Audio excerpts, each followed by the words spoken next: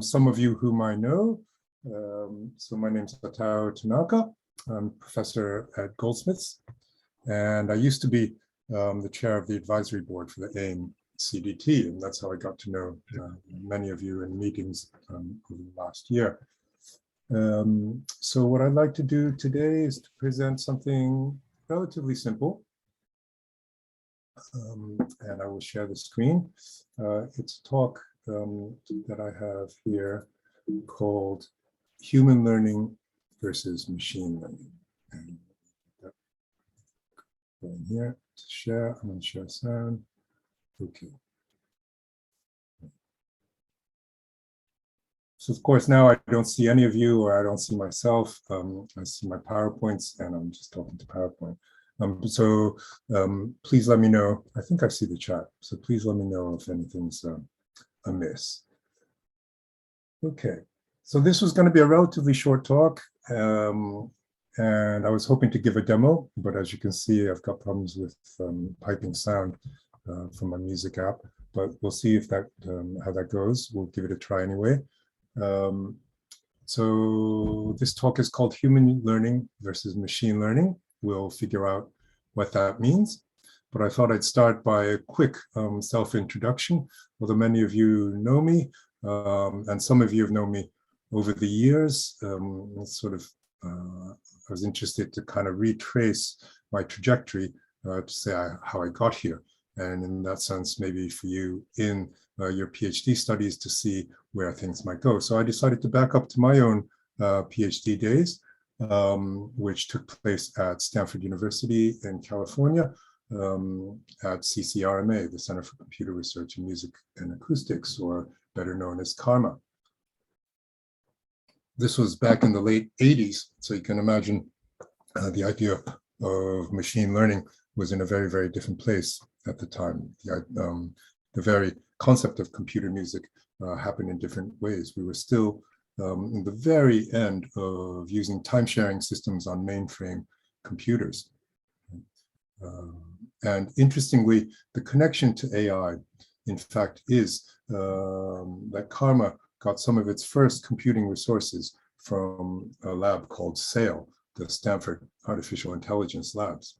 So whether we were doing AI or not in computer music, the computing resources that we had available to us were made available through AI labs in the time. And as it turns out, programming languages like Lisp were very, very important in the beginning of computer music. I came to Europe in the last year of my PhD for an internship at IRCAM. That was in 1992. And I stayed on there and finished my PhD remote, which was a little bit more difficult than it might be today. We didn't have Zoom. We had to actually go to the library and not be able to look up PDFs and so forth for our literature review. But nonetheless, it started to become possible with email communications, etc. I went on to do my postdoc at Sony Computer Science Labs, and that was in Paris in the 5th arrondissement, where I was working alongside music researchers like Francois Pachet, who is quite well known in the music information retrieval field, and who himself has moved on from Sony and is now heading up a research lab at Spotify. I went on to Newcastle. That's what brought me to the UK, and presently I'm professor of media computing at Goldsmiths.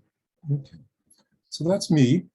And within all this, my use of machine learning in musical performance, you see a picture of me there performing at a space called Eclectic in South London, where in fact some of you will be. I think, is it next week? There's a gig, isn't there, of Queen Mary.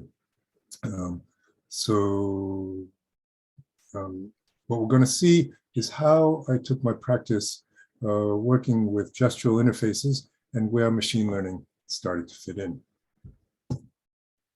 So if I click here, and so the question of why machine learning might be useful took me a long time to come around to. I'm using electromyogram muscle interaction for musical performance, making systems in the tradition of 9, the idea of making digital musical instruments, as you do in Andrew's group, but in a case where the human body itself becomes the musical instrument. And I've got a whole talk on that. It's a complex signal that's coming out of the body. And so it seemed like some form of machine learning or AI could be interesting. And I've been interested in this for the better part of 20 years, but not quite finding the right system to use it. I was using a very early neural network object in Max that had been developed by Mike Lee and David Wessel at CENMAT, Computer Music Lab at Berkeley,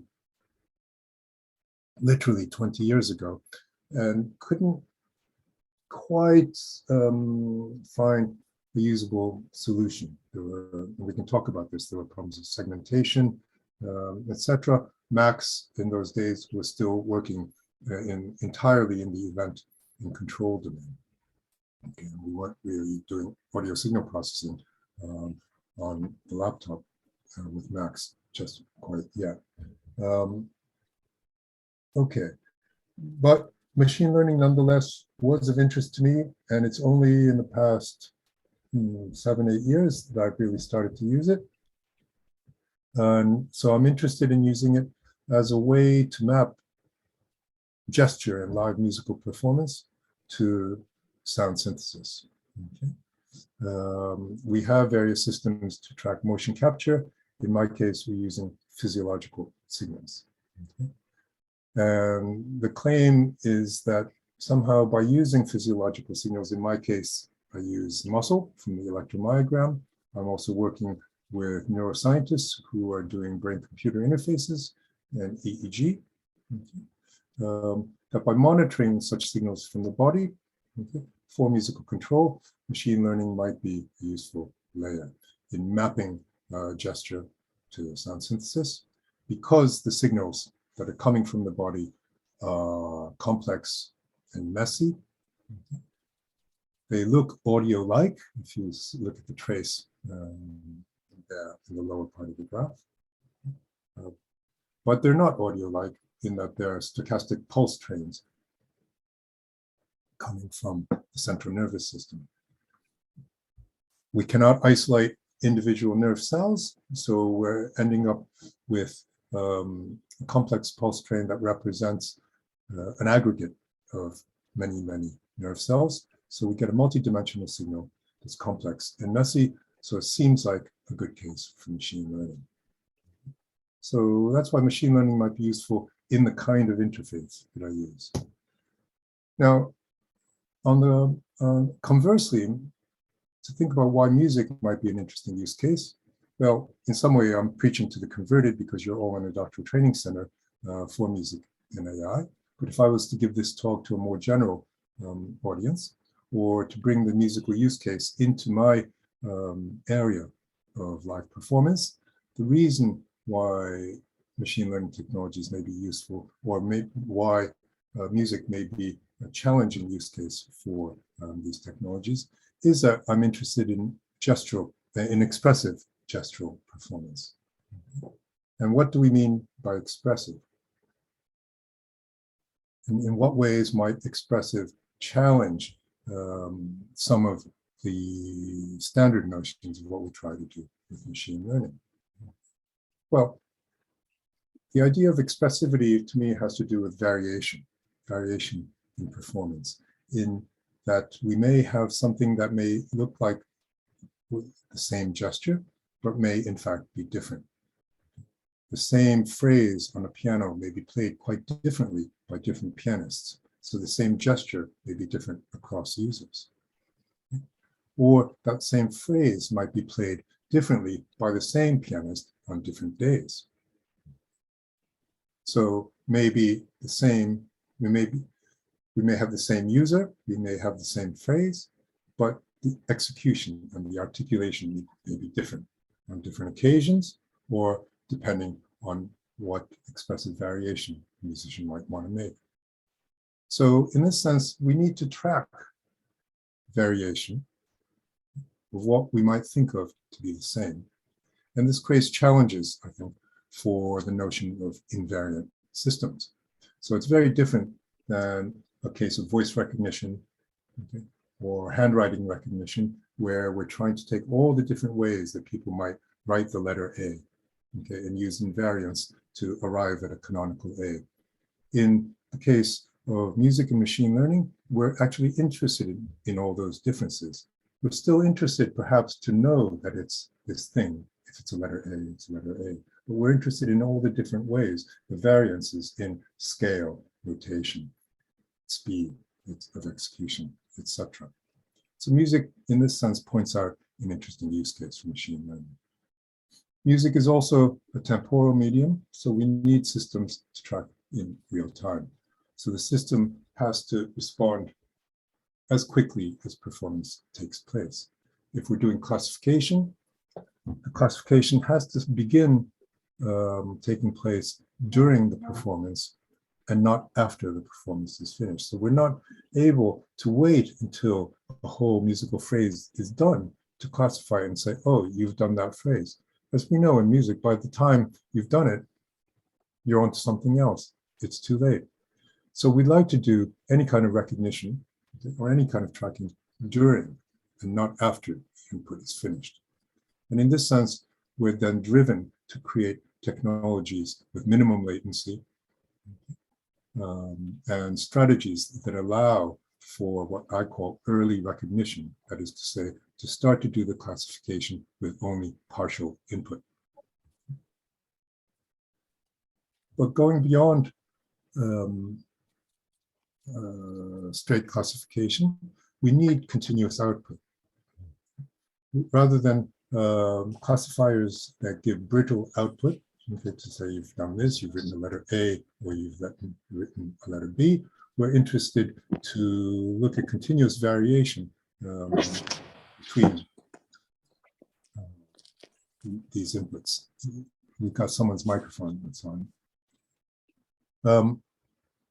So we're interested to go from classical brittle classifiers probably to more probabilistic models. Okay?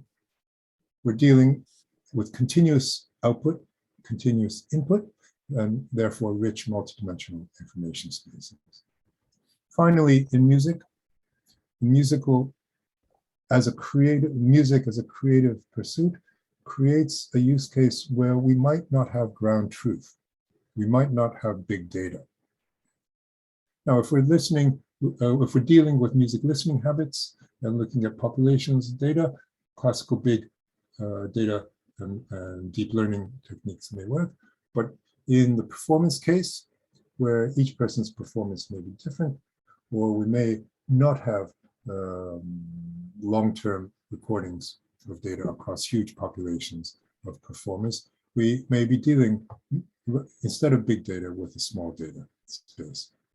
Our problems may be ill-defined, and our goals may be shifting as we go along. All this creates a space where classic engineering approaches to looking for ground truth may in fact not exist. Goalposts may be shifting, and our goals may change as we work with them. And basically, as you know, and that I'm putting forth, is a case for interactive machine learning that Rebecca Fiebrink has made famous in music. So what I'm going to show is an extension of that, and that builds upon that tradition. And so to retrace where that comes from, we can look at the evolution of tools, okay, that we've had across time, and where Rebecca's work fits into that. So if we back up those 20 years, what we already had back then in the early 2000s was a Java library for machine learning called Weka, okay, coming out of a lab in New Zealand. And we see that in the upper right-hand corner. And by making Wekinator, okay, Rebecca put a musical wrapper around the Weka library and a graphic user interface, okay, that allowed accessing some of the core algorithms in Weka for regression and classification, and made them available to musicians, okay, using standard music communications protocols such as open sound control. Okay. So Wekinator became a very, very popular software for musicians to experiment with machine learning. And through a European project where Rebecca and I were involved, we took some of that core functionality, made a C++ library called RapidLib, and then put a Max wrapper around it. So we essentially have the functionality of Wekinator in a Max object. And with that, and that Max object that I will hopefully demo today is called Rapid Max. So I'm going to present the interactive machine workflow. Some of you have already probably learned this. But just to remind ourselves, we're creating a workflow where training and testing becomes iterative, and where end users can edit the data set in the machine learning task. Okay. So this enables then this musical use case where our goals may change as we go. And so this creates then for me the idea of a human in the loop in an interaction paradigm. So in a classical machine learning workflow, we may record a training set, train an algorithm, and then run the model. Okay. The question of testing the model in a classical engineering setting may happen with the data in a quantitative way. You may, for example, have a data set and record your training set on half of that, train the algorithm, okay, run it, and test on the other half. But in this case, the testing may take place in a subjective way with the end user, feeling, okay, trying a mapping to say, do we like that mapping? And based on that, we're able then in an interactive machine learning workflow to go back and edit the training set, to add to it, to take things away, to change the training set, the data set, retrain the algorithm, and run again. So that's our interactive machine learning iterative workflow. So if then we look at how this applies to a basic regression task, this is going to seem ultra simple for you guys who are all in a CDT for AI machine learning, but I just want to back up to the real basics here and show the workflow and show in a graphical way how it might be useful. So if we look at a basic regression task where we have input, okay, some kind of independent variable input, creating a dependent continuous output, we may begin to record input-output pairs to constitute a training set, one example at a time, adding examples to our training set, etc., until we build up our training set. We can then train the algorithm and create our regression function. Okay. So that's our basic regression. Now, in an interactive machine learning workflow then, okay, well, so that's basic regression, and when we run the model, then we may have an independent variable in. We want to know what is the output according to that regression model, and boom, there we go. Okay. So now if we then move into extend this to the interactive machine learning paradigm, we may say, okay, that's nice, but this mapping that we've created, there's something about it that isn't rich enough. We'd like to do more. Maybe there isn't enough data. So we're going to add to the data set a new point, retrain the algorithm, and we may end up with another mapping, a richer mapping that we might like. We might say, oh, that's going in a nice direction. We'll keep adding. More must be better. So we'll say, okay, we'll add another point there. And if we retrain, in fact, more may not be better.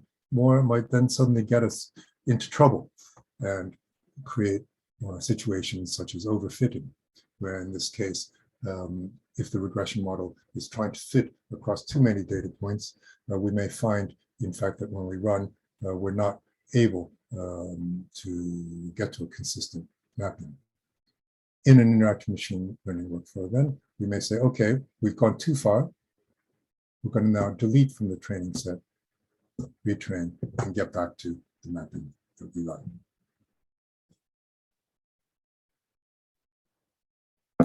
So in performance, that's what I would like to put in place in Max, but also compositionally in the piece. So how does that work? Essentially, then I'll be using RapidMax to implement regression. It's a simple neural network, okay, with an input layer, one hidden layer, and an output layer. All that's wrapped up in a Max object, okay, that implements the neural network. I'm afraid this is quite pixelated here, so we'll look at my Max patch, but it's RapidMax here in the middle part of the patch, and we've got a kind of a data recorder in the left side of the patch, okay, which is using a library object to record input-output pairs as input, allows us to do the interactive, the iterative interaction with the dataset, adding, deleting, editing, okay, to retrain the model here. So we'll hopefully look at that in the Max patch itself. But we're looking at then multiple dimensions in, multiple dimensions out.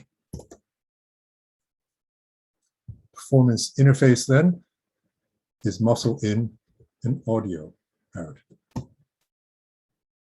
What we'll see is that I've got 19 dimensions of electromyogram input, okay, across, as you can see, I'm wearing sensors here, across multiple channels of electromyogram, multimodal input, also using an inertial measurement unit, an IMU, and some various combinations of these data points to create input features. So 19 dimensions, 19 features of gestural input coming in that are being mapped to 18 dimensions of audio metadata. And here I'm using Earcam's cat art synthesizer. So a granular synthesizer that allows looking up audio grains based on audio metadata. This is illegible, I appreciate, but there's a list of 18 audio features by which we'll be looking up in the audio corpus the closest grain. Hopefully we'll see that more clearly in the Max patch. So that's the performance interface, but then what is the performance? As I said, this is a small data set. It's me. It's my muscle, okay? And we'll find out how small it is. We've got the multidimensional EMG in and audio out. Okay. But it's a small data set because I'd like to put that whole interactive machine learning workflow into the dramaturgy of the performance itself. And in that sense, I go on stage with an empty data set, and the composition and performance of the piece is, in fact, the interactive machine learning training process. Okay? And so the performance entails finding positions of the body, okay, that are associated with certain grains of sound, recording those examples, okay, one after another, then training up the neural network, and then seeing what that gives in terms of mapping, and adding to that, etc. That then creates what I call a co-adaptive system, and here we'll start to get to why I call it human learning versus machine learning. Okay? We're showing then the process of interactive machine learning as the compositional structure of the performance, where I give examples of gesture associations with sound as input. But once the regression model is made, on stage, live, I discover what that mapping is. And so in that sense, me, the human performer, is learning what the machine learning algorithm has given me. And so there is an element of composition in the pre-selection of audio grains, and perhaps postures that I feed in. But then there is a improvisational side where the regression model that comes out is something that I discovered live on stage. So this was the point that I was going to try to go to a demo. So let me stop sharing screen. And let's see. All right, so let's see if we can. Let me start sharing screen again here with sound. Desktop 2. Okay. Right. Okay. So there's the Mayo input. Okay, 4 channels of electromyogram on the top, 4 channels from the right on down below. And we're going to, so I've got a second screen here. It's a bit like a cooking show. I'm gonna, okay, oh God, right. This is not good. I've lost the window. It's a disaster here. Displays.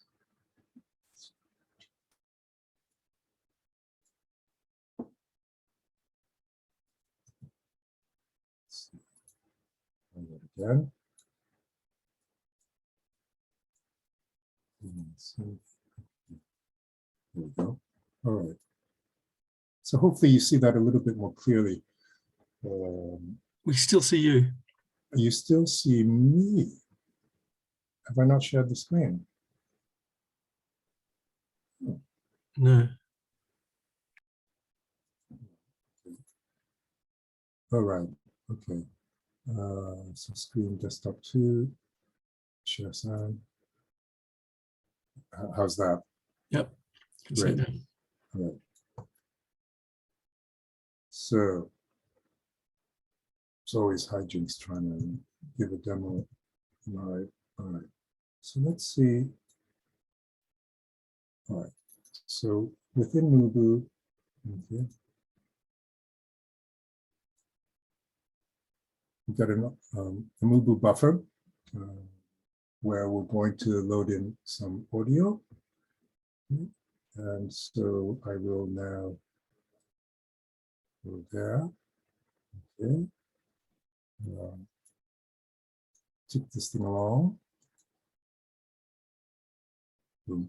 All right, so what you see happening there is a 10-minute chamber orchestra piece that's just been loaded into the audio buffer. And all the red that you see is a segmentation process that's just taken place. So this is all, as I walk on stage, I load in the audio buffer, okay? And the analysis will have taken place by these 18 audio features that now you can hopefully read: duration, frequency mean, frequency standard deviation. This is a standard set of audio metadata. And this is the corpus, okay? It's an old orchestra piece that I had written back in the day. And the composition basically consists of a number of points along this piece, okay, that I've selected, 4 or 5 of them, that I'm going to then associate with different postures. So let's see if this works. I'm just hearing this on my laptop speakers, so hopefully. Okay, so now what you see, I don't hear anything.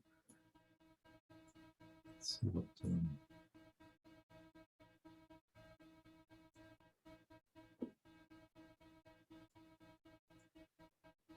Oh yeah, I hear it. Okay, so it's a very quiet string sound that's coming in. Okay.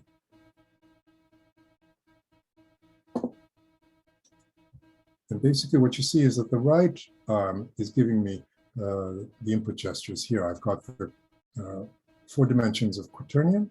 Okay. The velocity, the next 3, okay, of movement in 3 dimensions. Okay. And then 8 channels of electromyogram amplitude. The sum of those. So a single feature for the total muscle power across the whole arm. And then some kind of division across then X and Y axis. And the most clear, you can see the combined X that I get when flexing the wrist one way or the other, and the combined Y. Okay. So those are my input, that's my input feature space. Okay. And what we've got down here is the playback of cat art. I've gone to data index 2038, and that's a very quiet sound that's somewhere in the beginning part of the audio corpus that hopefully is coming through the Zoom. But I'm going to now, let's see, figure out, all right. Click with this. All right, so I'm going to associate this position and this sort of muscle tension, okay? This, and then just click to the next step to capture that. You will see now that I've got 17 examples recorded of that position at that data index. I'll move forward. Okay. It's still quiet, but you hear a sort of a wispier, higher frequency tone. And I've, in fact, seeked in the audio corpus to data index 8500, 8600.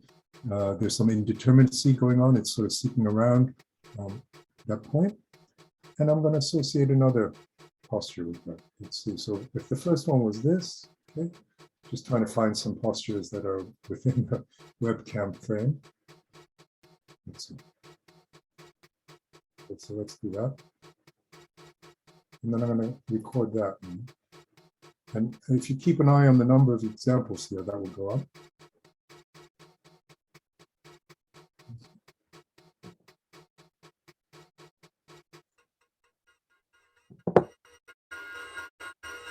Okay, so now things hopefully will become a little bit more audible. We'll keep going up in frequency. What I'm bringing in now is a very simple amplitude modulation from the left arm. If you wonder what the left arm's been doing this whole time. Okay. Now, let's see.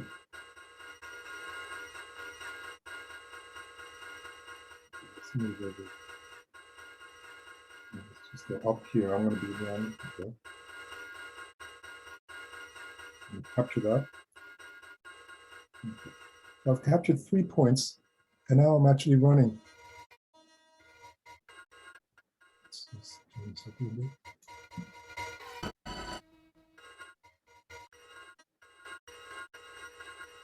So hopefully you hear that. But now, with these 3 examples, the regression model is running. The data index is flying all over the place.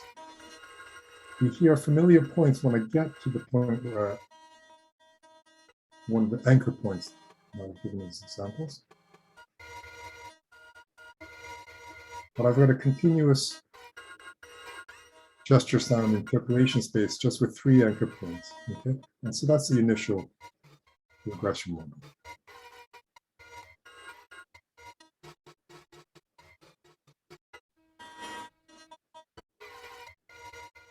And we're starting to find sounds that are outside of the space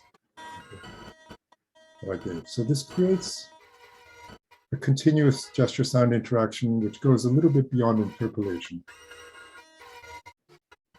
In some ways towards a kind of extrapolation. Right? It'll interpolate between the examples I've given it, but it'll go beyond that space. And I give it input that it's not seen.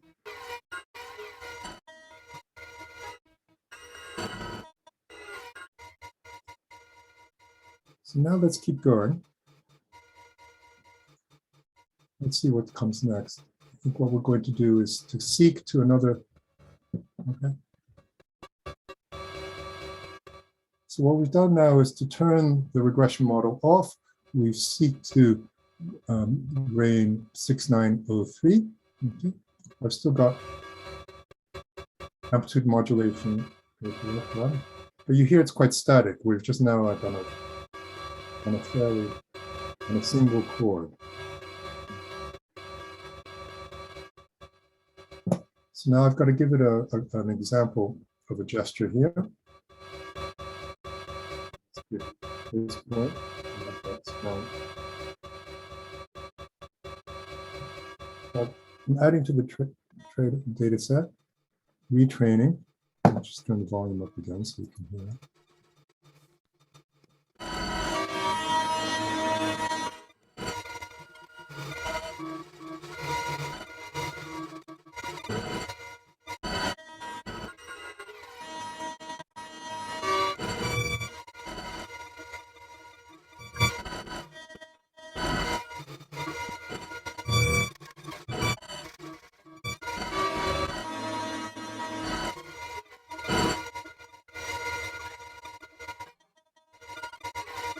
I think there's one more point to go.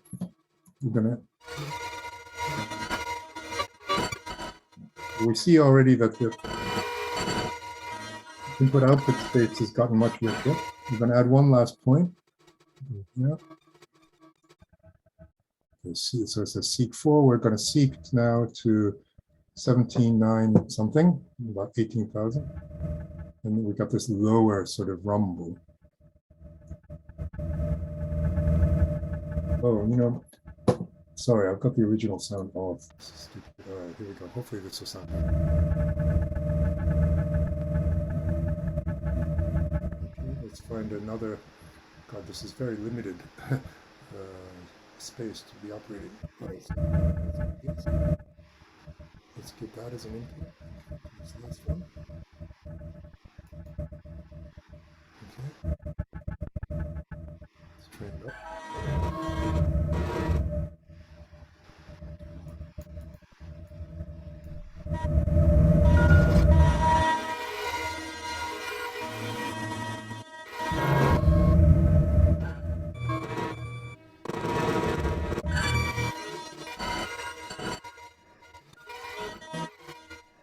Let's try to remember what we were. The first. There's that one. That one.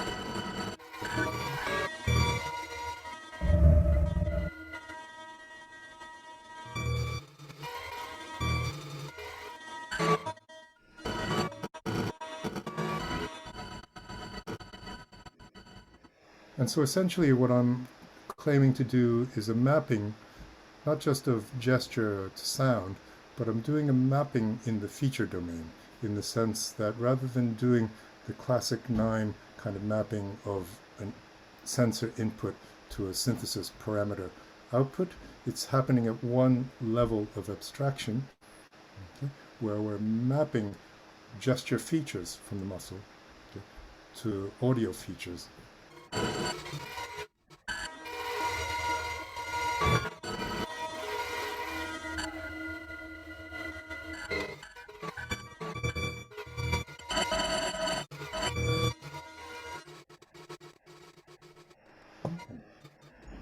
So I have no idea how much of that sound got through, but maybe I'll leave it there.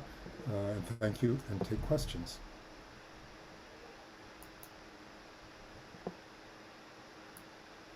Thanks, Atau. Still got some noise coming through.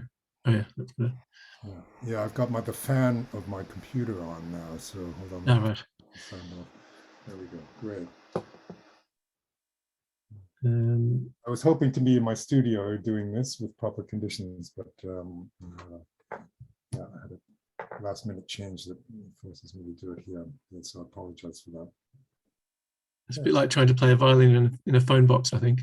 It's a little bit like that. Yeah, that's right. So thanks for your understanding. So do you have any questions? I can kick off with a question if nobody else has one. I was wondering, like, as I'm a much more traditional musician, so I don't have a good understanding of this interactive type of music making, but how does it compare with like playing a violin, let's say, or you know, learning an instrument like that in terms of the ease of control and expression? Because you said that one of the goals is expressivity. I mean, obviously something like a violin takes a lot of practice and learning to be able to turn it into an expressive instrument. When you start, you make scratchy, awful noises. Do you feel it's a similar type of thing, or do you feel you have a more intuitive control? How does it work for you? It's both, in the sense that the promise of these technologies is that it should make music making more accessible and easier somehow, without having to go through the steep learning curve of learning a difficult instrument. Right? But in fact, I am a musician, and I put in those years learning to play piano and learning to play guitar, and the reward for that investment is something I'm very interested in, and the richness of the time spent. So for those of you who know my work, every time I speak, in some ways, some of you are probably getting tired of me by saying, oh, there he goes with his muscle sensors again. I've been doing this for the better part of 25 years. Why haven't I picked up other sensors, other interfaces? Well, I have. I've done numerous different projects, but I always come back to the EMG sensing. One, because it's a non-trivial problem, continues being rich in the sense that I used to use direct mapping before, now I can use interactive machine learning, etc. But more interesting, and along this question of instrumental practice that you asked, Simon, it is my instrument. And so a violinist doesn't just say, oh, well, something fancy and new called the guitar has come along, I'm going to just switch over to that. Or, oh, maybe I'll pick up another instrument that's now a wind instrument. Well, multi-instrumentalists do that, but instrumentalists on the whole don't put down their instrument and pick up a new technology just as it comes along. And so I made a conscious decision very early on. I found that the muscle interaction was certainly rich, and there was a lot to explore, and that I was interested to make that commitment to an interactive system and to become a virtuoso at it. Now, whether I've succeeded in that objective or not is an open question, but I have taken that same approach to learning this instrument, this interactive digital instrument, in the same way that I would have learned an acoustic instrument. And so, yes, I have perhaps a certain gestural language, a performance practice on the system. If I just give these sensors to someone else and say, go play my piece, it would be like a beginning violinist who would be very stiff and awkward and not quite getting the nice sounds. So although these technologies, especially the Mayo, is a beautiful piece of industrial design, it's meant to be easy to use, and it is plug and play. But in fact, that's the false promise of technology, in the sense that you can't just slip it on and say, okay, we're just going to go off and make really cool experimental music. It does take practice. So yes, my approach has very much been that, and perhaps that's why I make experimental music or difficult music. It poses challenges to perform, and it requires practice. Then doesn't the training on stage then work against you if you've been, you learn kind of expertise on the instrument with particular settings that it's learned, and then you start again on your next performance? It doesn't work like that? That's right. Well, yes and no. And so perhaps that's why it took me a long time to come around to machine learning. Okay. Some of the most powerful interactions that I found were in the simplest mappings back in the day. And I continued to play non-machine learning pieces in my concert program alongside the machine learning pieces. I find that, yeah, in the different mappings that we can make using the classic mapping models, many to one or one to many, some of the most powerful musical moments are in the clearest mappings, in as much as the more we develop sophisticated synthesizers, we want to create sophisticated mappings, but the ones that sometimes speak are coming back to some of the simplest mappings. By the time you get to machine learning, yeah, we're dealing with this level of abstraction. Okay? The simplest mappings work because they're really taking the effort and the energy of the body. And I found that the machine learning case then takes you one step removed from that. And that was problematic for me, is that it took away a little bit from the viscerality of performance. But what I would say in the training on stage, what that did for me, the first thing is that I wanted to make apparent the machine learning process in the performance. I didn't want to walk on stage and say, here is an AI piece. I've got a training set and I'm going to play it. Because then people have to take it at face value and say, oh, he's doing AI music. So it was important for me to sort of expose the process. But more importantly, it wasn't just for the audience, it was for myself. In that, if I train, in some senses, what you saw was very much this. I had to improvise within this phone box setting, this concert piece that I would actually sometimes play on a much larger stage. It's the same piece, but it was extremely different conditions. And in fact, each time the same piece gets interpreted differently, okay, or gets performed differently.